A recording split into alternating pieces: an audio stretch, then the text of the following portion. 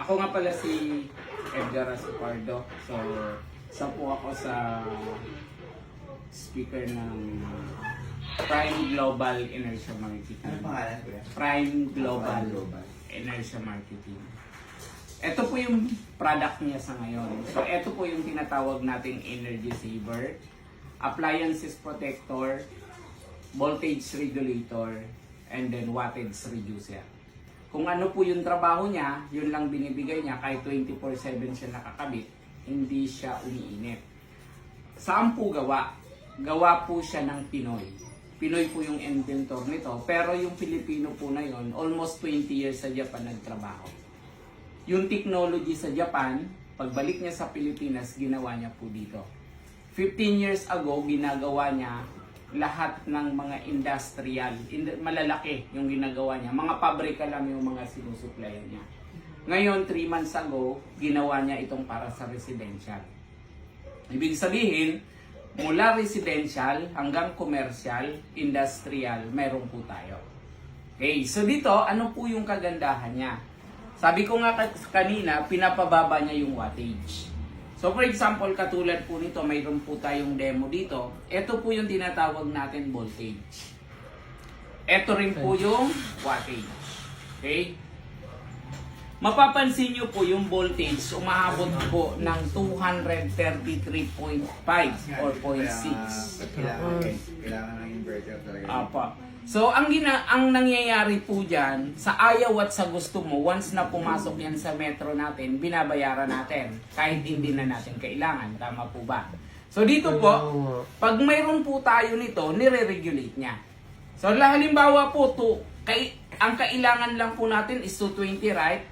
So, dito po, sumusobra po ng almost 13 volts. Sayang po, tama po ba? Binabayaran natin sa ayaw at sa gusto nyo.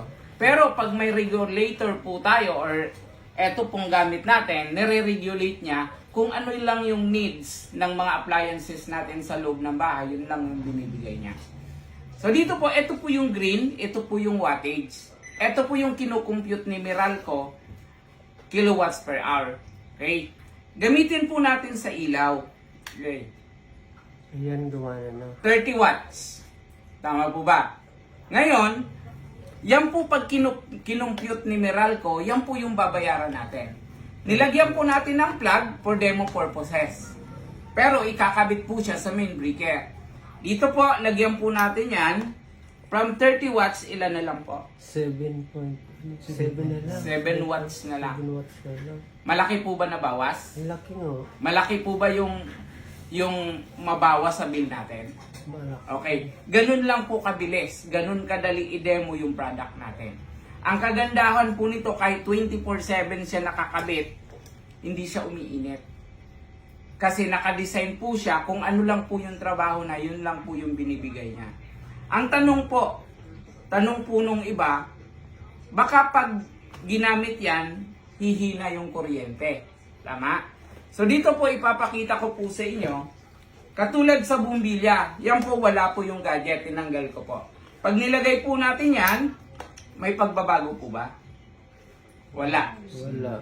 Okay. So yung kagandahan po ng product natin, may mga testimonies na po tayo. Yung gumamit po, or yung mga nagpakabit, mula nung May, may result na po June, July, August, mayroon na po tayong mga testimonies.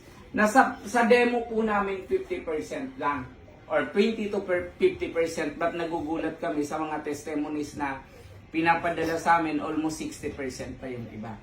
So ganyan lang po kaganda yung product natin. Pinapalakpakan naman po yung product. So yun po, hanggang yan na lang po. Maraming salamat po. Ano yan, kahit